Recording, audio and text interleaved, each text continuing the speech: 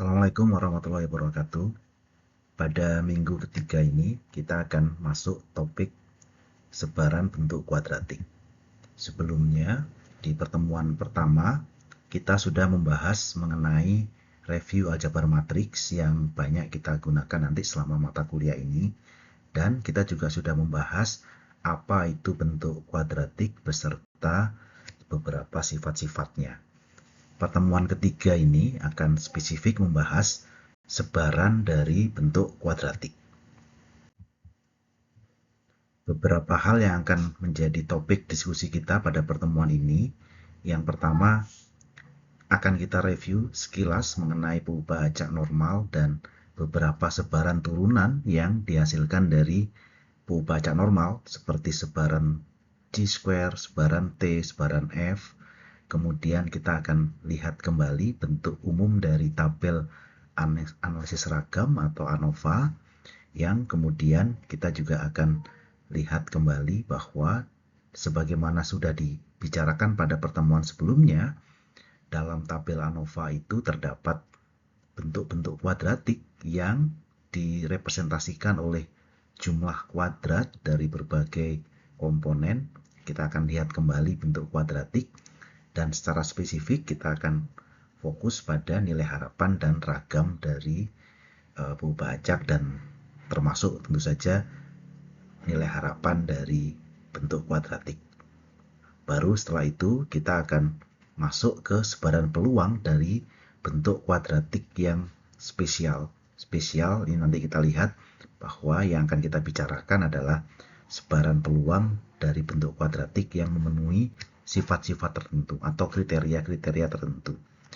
Terakhir, kita akan membahas mengenai kebebasan bentuk kuadratik yang terdiri dari dua hal, yaitu kebebasan bentuk kuadratik yang satu dengan bentuk kuadratik yang lain, dan kebebasan antara bentuk kuadratik dengan vektor perubahan acak.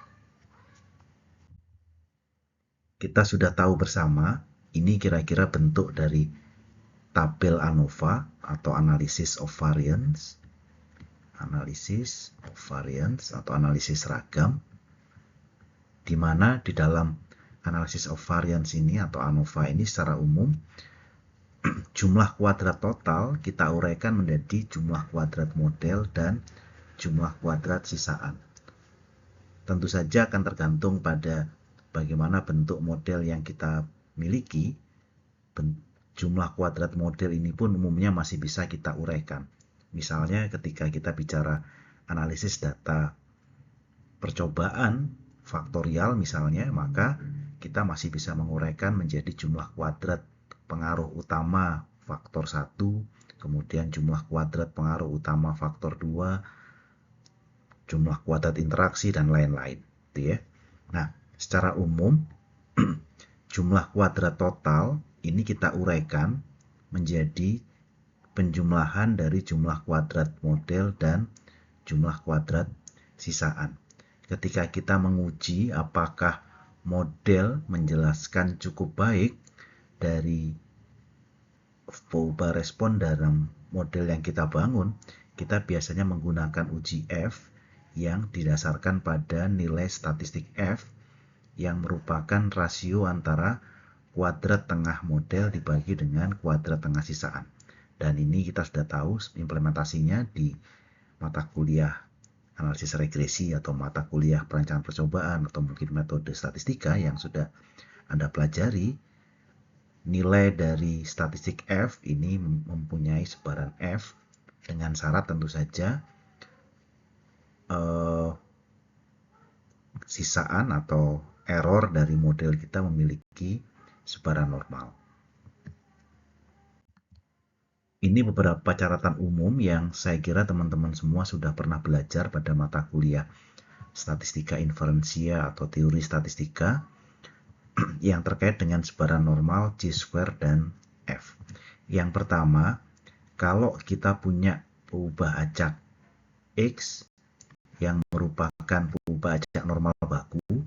Normal baku itu adalah sebaran normal yang nilai rata-ratanya atau nilai harapannya mu-nya 0 dan ragamnya sebesar 1. Jadi yang kalau kita punya sebaran normal baku jadi perubahan acak X, maka X kuadrat dari perubahan acak ini akan memiliki sebaran yang berupa sebaran C square atau Q kuadrat dengan derajat bebas 1. Jadi jangan lupa sekali lagi, kalau kita punya perubahan acak normal baku, maka kuadratnya akan memiliki sebaran C square.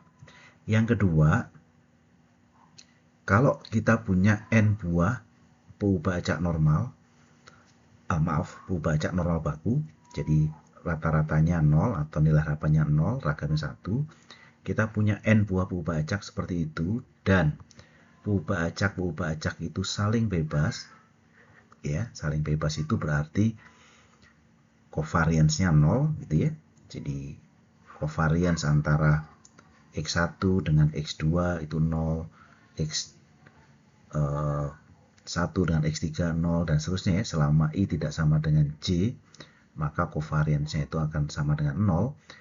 Kalau kita punya perubahan acak normal baku sebanyak N yang saling bebas, maka jumlah kuadrat dari perubahan acak tersebut, jadi sigma xi kuadrat, ini akan memiliki sebaran C square dengan derajat bebas N. Jadi kalau cuma satu, X kuadrat sebarannya C square dengan derajat bebas 1, tapi kalau kita punya N saling bebas, maka jumlah kuadratnya akan menyebar dengan sebaran C square atau Q kuadrat dengan derajat bebas N.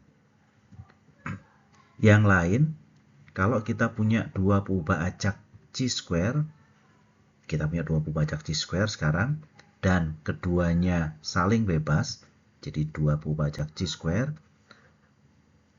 dua-duanya saling bebas, satu dengan yang lain, maka penjumlahan dari dua perubahan acak itu juga akan menyebar C square dengan derajat bebas penjumlahan dari derajat bebas keduanya. Jadi kalau misalkan saya punya W misalnya, ini C square, derajat bebasnya K, kemudian saya punya Y, ini C square dengan derajat bebasnya M, kemudian ini saling bebas, maka penjumlahannya W ditambah Y ini akan menyebar juga C square, derajat bebasnya K ditambah M. Jadi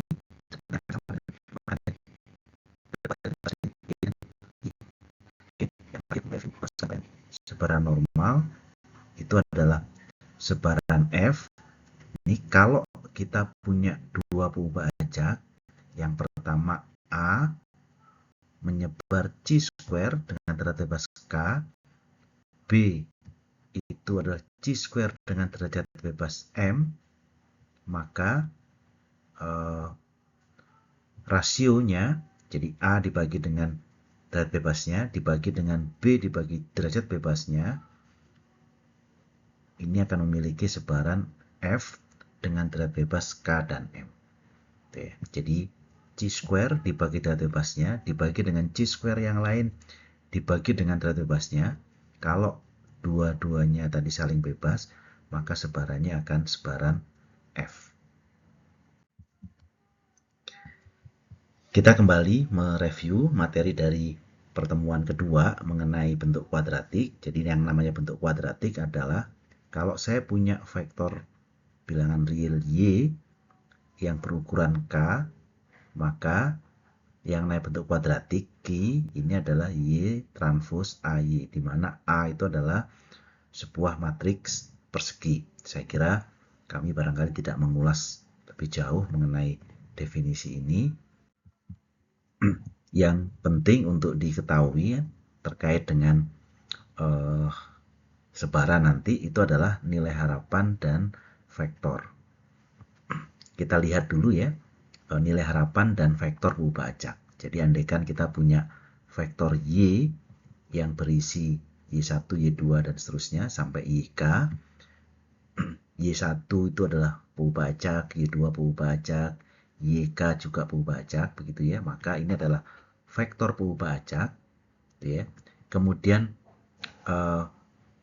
andaikan nilai harapan dari YI, mohon maaf ini kurang I, nilai harapan dari YI itu sama dengan mu I, gitu ya. Jadi kalau nilai harapan Y1 itu adalah mu1, nilai harapan Y2 itu adalah mu2 dan seterusnya, maka nilai harapan dari vektor Y itu adalah vektor yang isinya nilai harapan dari masing-masing, gitu ya. Jadi nilai harapan dari Y vektor itu isinya adalah vektor yang isinya mu1, mu2 dan seterusnya. Oke ya. Kalau kita punya vektor, vektornya itu berupa vektor konstanta gitu ya, A, ini adalah vektor bilangan real, konstanta ya, bukan berubah acak, maka nilai harapan dari A itu adalah A itu sendiri. Gitu ya. Jadi karena dia bukan berubah acak ya. Kemudian kalau kita punya A, ini adalah vektor bilangan real, Y itu adalah vektor acak atau vektor berubah acak, maka kalau kita mencari A transpos Y, nilai harapannya ini akan sama dengan A transpos mu.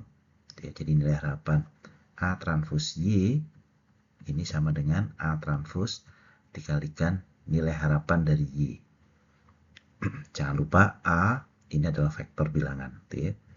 Kemudian kalau pengalinya matriks ini juga sama. Kalau E dikalikan A dikalikan Y, Y-nya adalah vektor berubah acak, maka nilai harapannya akan sama dengan A dikalikan nilai harapan Y. Bagaimana dengan ragam?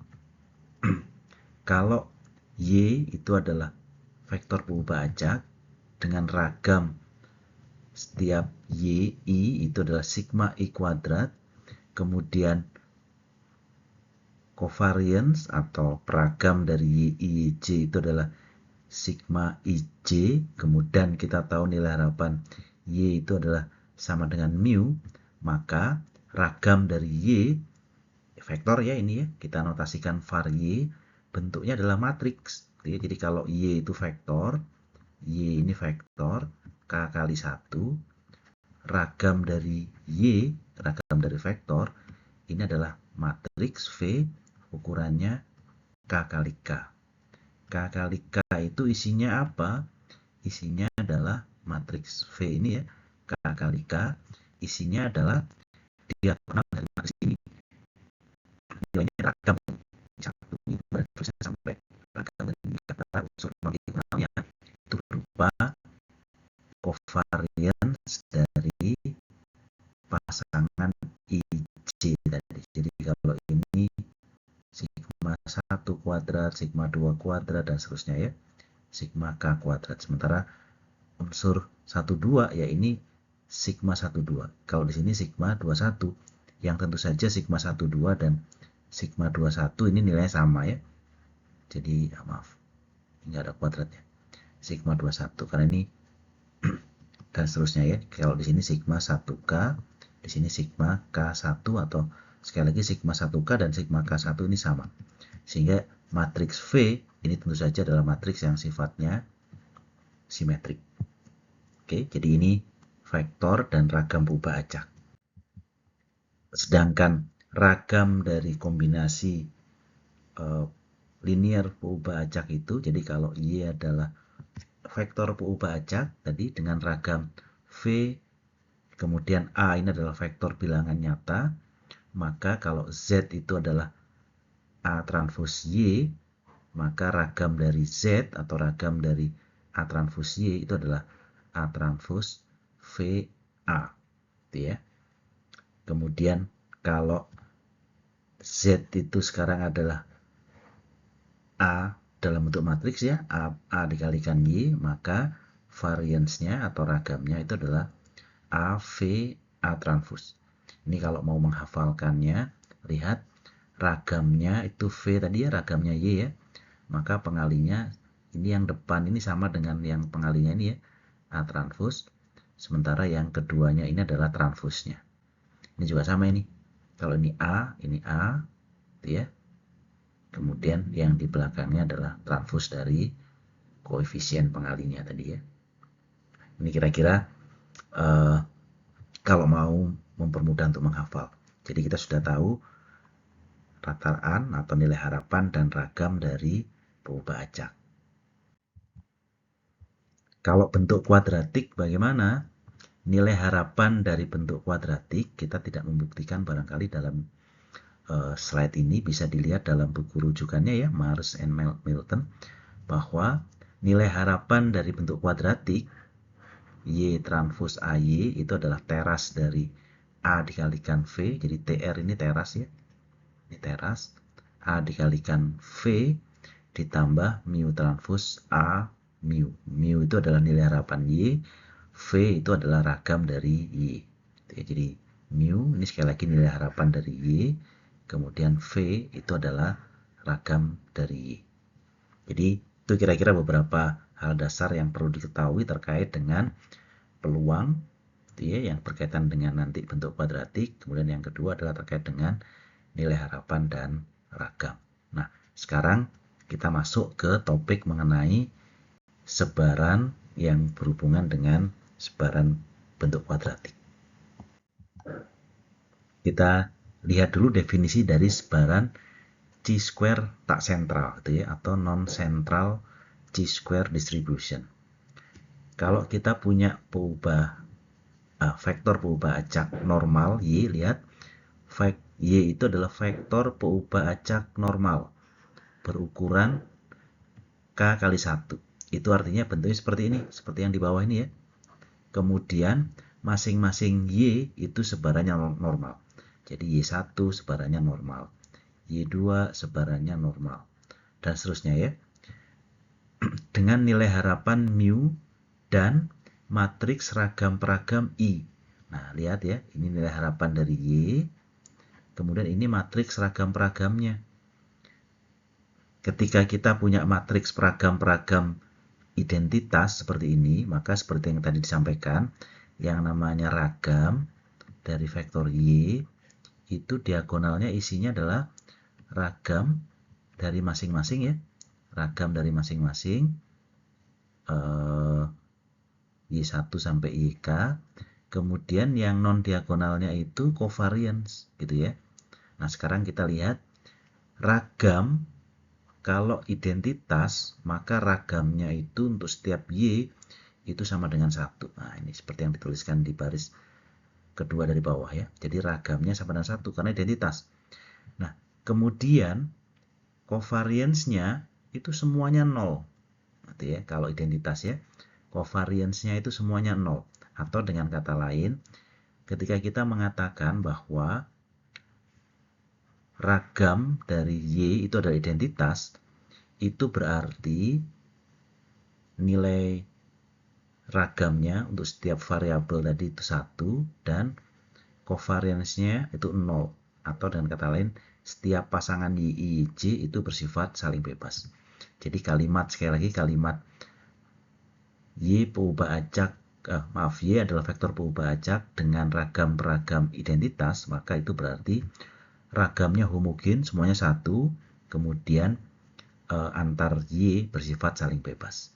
Nah, sebaran dari bentuk kuadratik Y transpos Y itu disebut sebagai chi-square tak sentral dengan derajat bebas K dan parameter ketak sentralan lambda yang sebesar setengah mu transpos mu. Jadi chi-square tak sentral ini punya dua parameter. Yang pertama adalah derajat bebas. Yang kedua adalah ukuran ketak sentralan. Jadi ada dua parameternya ya. Derajat bebasnya berapa, ukuran ketak sentralnya berapa. Jadi Y transpos Y sekali lagi itu punya sebaran chi-square dengan derajat bebas K dan parameter ketak sentralan lambda. Jadi ini sekali lagi definisi dari sebaran chi-square tak sentral.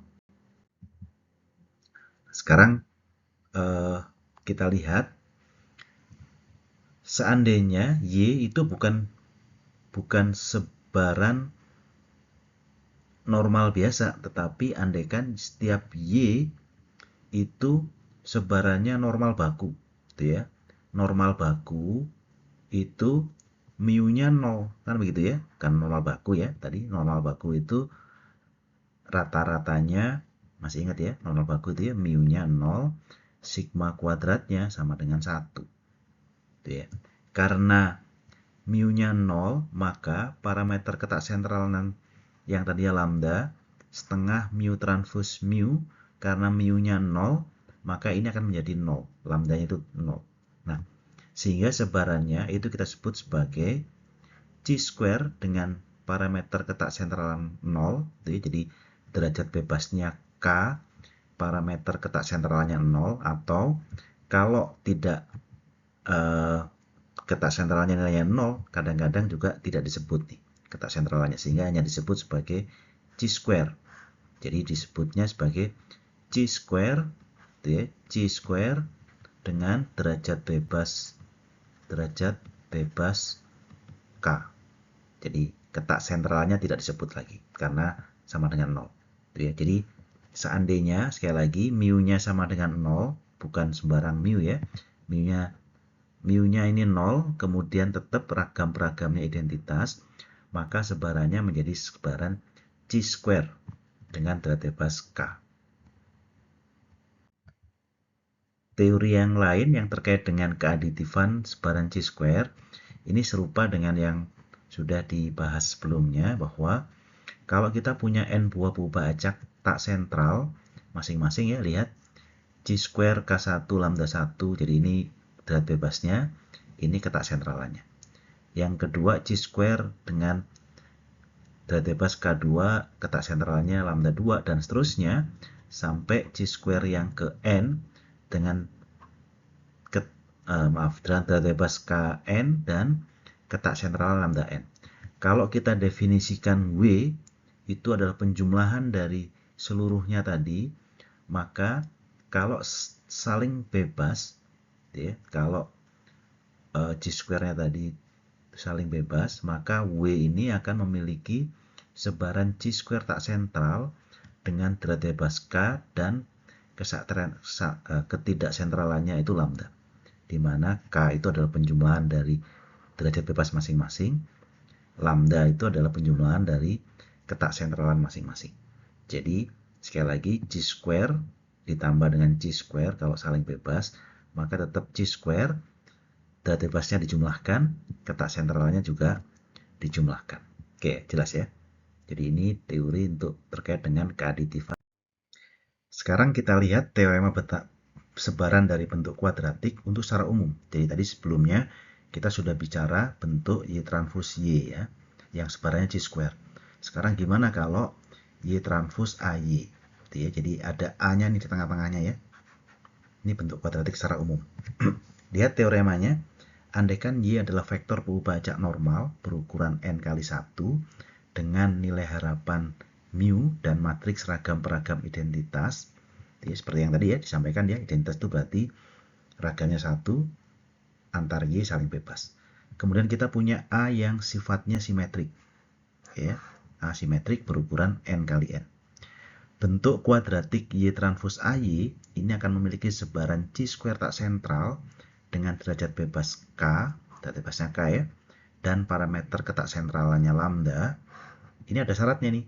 Jika dan hanya jika A-nya itu idempoten, pangkatnya sama dengan K. Ya. Jadi sekali lagi Y transpose AY. Oke, ini ya. Ini akan menyebar chi-square dengan derajat bebas K, ketak sentral lambda seperti rumus di atas tadi. Ini punya syarat nih. Syaratnya apa? Yang pertama syarat terkait dengan Y-nya ya. Y-nya itu harus normal. Y itu masing-masing normal nih. Ya, rata-ratanya mu atau darabnya mu, sigma kuadratnya sama dengan 1. Oke ya. Kemudian saling bebas. Sini saling bebas ini dalam bahasa lain di atas disebut ragam-peragamnya identitas. Ya. Ini syarat dari Y-nya. Syarat dari A-nya apa? A simetrik. Yang kedua, A idempoten. Kemudian yang ketiga, pangkat dari A itu sama dengan K. Jadi ini yang kita katakan sebaran dari bentuk kuadratik secara umum ya. Tapi sekali lagi ingat syaratnya ya. Y-nya itu normal, saling bebas, A-nya simetrik, A-nya idempoten, pangkat dari A sama dengan K. Oke, jelas ya. Jadi ini adalah teorema terkait dengan sebaran bentuk kuadratik.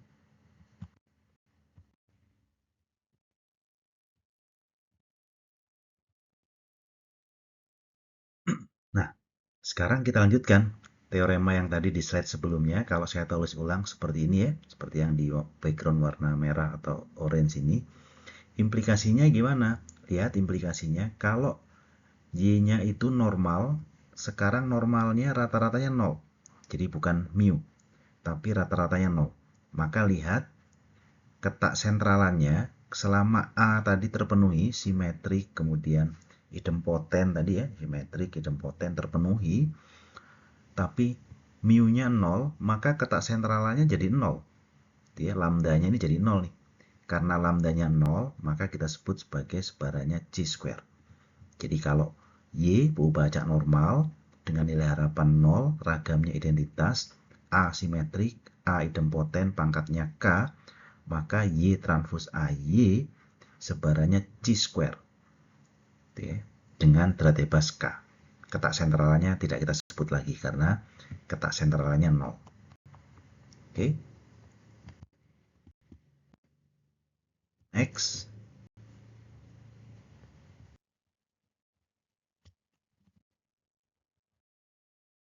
Implikasi yang lain dari teorema yang tadi ya, ini kembali dituliskan di bagian atas ini teoremanya. Sekarang lihat nilai harapannya tetap mu, ini mu ya.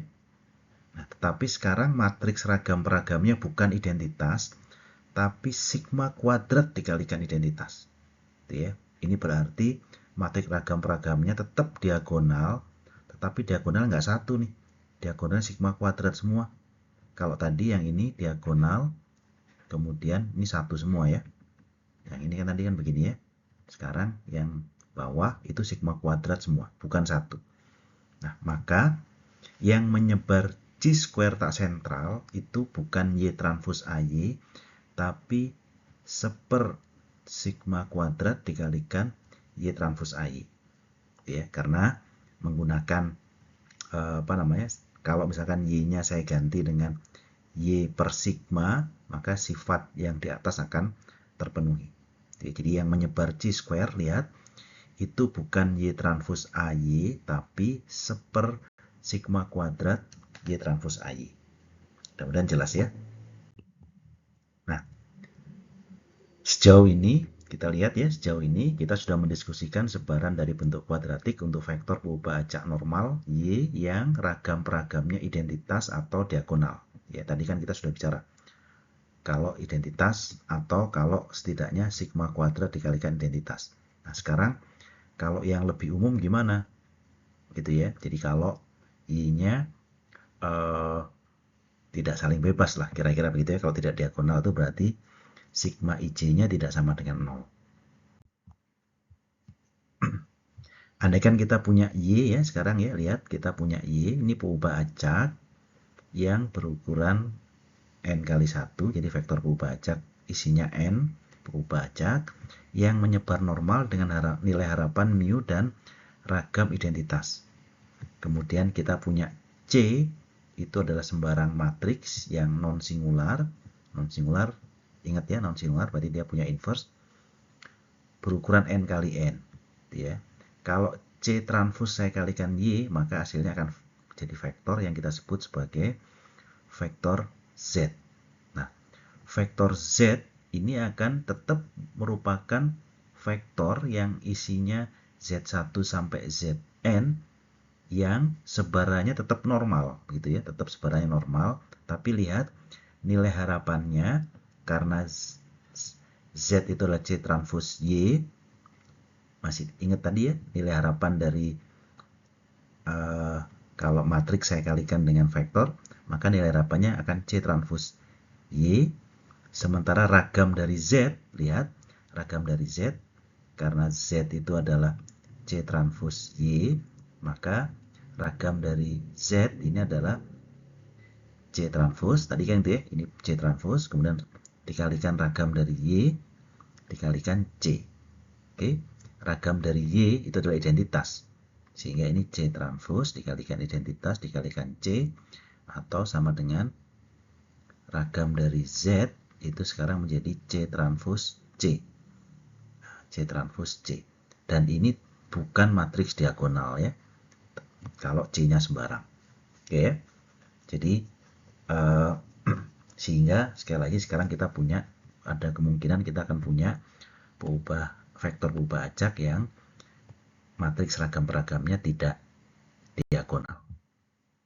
Nah, teoremanya bagaimana?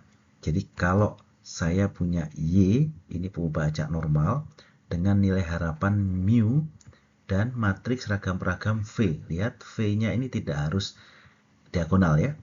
Ini tidak harus diagonal. Tidak harus diagonal seperti sebelumnya ya. Maka Y transpose AY ini akan tetap memiliki sebaran C square dengan derajat bebas K dan lambda seperti ini ya. Tapi syaratnya sekarang AV idempoten, kemudian pangkatnya K. Oke, jelas ya. Jadi kalau tadi yang idempoten dan simetrik itu A-nya, sekarang A-nya simetrik, yang idempoten adalah AV.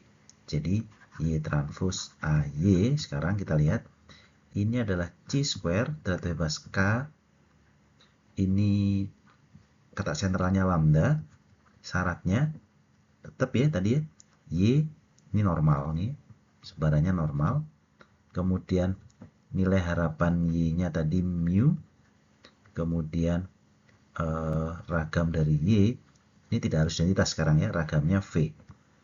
Tapi di dalam A-nya syaratnya A simetrik, idempotennya itu AV, sekarang A dikalikan V, ini idempoten. Kemudian pangkat dari AV itu sama dengan K. Oke, mudah-mudahan bisa diikuti ya, jelas ya ini. Jadi ini kalau matriks ragam peragamnya sekarang tidak atau bukan merupakan matriks diagonal. Nah, beberapa implikasi ini seperti halnya tadi sebelumnya. Kalau tadi ini mu gitu ya, ini V. Sekarang kalau misalkan nilai harapannya 0 gitu ya, nilai harapannya 0, ini V. Oke, maka namanya lihat karena lambdanya jadi 0, kalau mu-nya 0 ya, maka namanya cuma C square saja. C square dengan derajat bebas K. Syaratnya tetap sama ya. A-nya simetrik, AV idempoten dengan pangkat K. Oke ya. Implikasi yang lain kita lihat. Nah ini implikasi berikutnya. Kalau lihat, kalau A-nya saya ganti dengan V inverse. Gitu ya, lihat ya. A-nya saya ganti dengan V inverse. Ingat, V itu matriks ragam peragam yang sudah pasti ini simetrik nih. Ya, tadi kan sudah bahas ya, matriks ragam peragam itu bentuknya apa. Ini sudah pasti simetrik, maka V inverse ini juga pasti simetrik. Sehingga kata-kata asimetrik nggak lagi dituliskan di sini nih. Ini sudah implisit ya, jadi karena V itu matriks ragam peragam. Kalau A-nya itu berupa V inverse, lihat, karena berupa V inverse, maka sebarannya C square tak sentral. Nggak ada lagi tambahan syarat seperti di atasnya. Kenapa? Karena sekali lagi V inverse itu sudah pasti simetrik. Oke ya. Kemudian AV itu kan berarti V dikalikan V inverse ya. Ini sama dengan apa? V dikalikan V inverse sama dengan identitas. Oke. Kalau dia identitas, lihat. Kalau dia identitas, maka ini pasti idempoten. Oke. Pasti idempoten. Yang kedua, pangkatnya berapa? Pangkat dari identitas. Karena identitasnya ukurannya N kali N, maka pangkatnya N. Sehingga lihat, Y transpose V inverse Y ini akan menyebar C square dengan derajat bebas N. Jadi bukan, tadi kan K ya, ini N. Kenapa N? Karena ya pangkatnya dari V inverse itu adalah N. Oke, jelas ya. Jadi ini implikasinya. Jadi kalau yang di dalamnya itu adalah V inverse, A-nya ya, A-nya itu V inverse, maka sudah pasti C square tak sentral. Karena syarat simetrik dan idempotennya sudah pasti terpenuhi. Oke. Kemudian yang bagian-bagian akhir kita bicara kebebasan dari bentuk kuadratik. Jadi ini beberapa teori yang saya kira perlu diketahui. Ini barangkali mengingat kembali di aljabar matriks. Kalau saya punya A1 sampai AM, jadi kita punya M buah matriks simetrik gitu ya. Ukurannya sama, K kali K semua. Maka waktu dulu belajar pendiagonalan matriks ya, dekomposisi, spectral decomposition barangkali istilahnya, maka matriks simetrik itu bisa kita ubah atau bisa kita dekomposisi untuk membentuk matriks diagonal dengan cara kita cari P yang ortogonal, sehingga P transpose dikalikan A dikalikan P itu sama dengan matriks diagonal, gitu ya. Nah ini syaratnya ini bisa terjadi kalau AI dikalikan AC sama dengan AC dikalikan AI, gitu ya. Nah, teorema yang terkait dengan bentuk kuadratik yang ada hubungannya dengan nanti kita lihat ya, keterlibatan banyak matriks simetrik tadi, jadi tidak cuma satu. Kalau tadi kan kita baru bicara satu bentuk kuadratik ya. Nah, sekarang kita punya dua atau mungkin nanti lebih gitu ya, dua atau lebih bentuk kuadratik, dan kita bicara kebebasan dari bentuk kuadratik. Jadi kalau Y itu adalah vektor perubahan normal gitu ya, normal ganda. Normal ganda itu karena ya Y itu isinya banyak ya, dengan ukuran N kali 1, kemudian nilai harapannya mu, dan matriks ragam peragamnya V. Kemudian kita punya dua matriks simetrik, A simetrik, B juga simetrik. Pangkatnya masing-masing, ini R ini pangkat ya. Pangkat dari A itu adalah R1, pangkat dari B itu R2. Jika A dikalikan V dikalikan B sama dengan 0, maka Y transpose AY dan Y transpose BY, ini bentuk kuadratik yang pertama, ini bentuk kuadratik yang kedua, ini akan bersifat saling bebas. Sebaliknya, jika Y transpose AY dan Y transpose BY saling bebas, maka AVB sama dengan 0. Jadi ini dua arah. Jadi AVB sama dengan 0. Ini jika dan jika Y transpose AY dan Y transpose BY ini saling bebas. Oke, jadi kalau saling bebas maka AVB sama dengan 0, dan kalau AVB sama dengan 0 maka Y transpose AY dan Y transpose BY itu bersifat saling bebas. Sehingga nanti teman-teman ya kalau mau ngecek, saya punya dua bentuk kuadratik gitu ya, dua bentuk kuadratik yang Y-nya itu normal ganda tadi ya. Kita ingin tahu apakah ini saling bebas atau tidak, maka tinggal dicek A dikalikan V dikalikan B sama dengan 0 atau tidak. Kalau dia 0 maka saling bebas. Kalau dia tidak 0 berarti dia tidak saling bebas.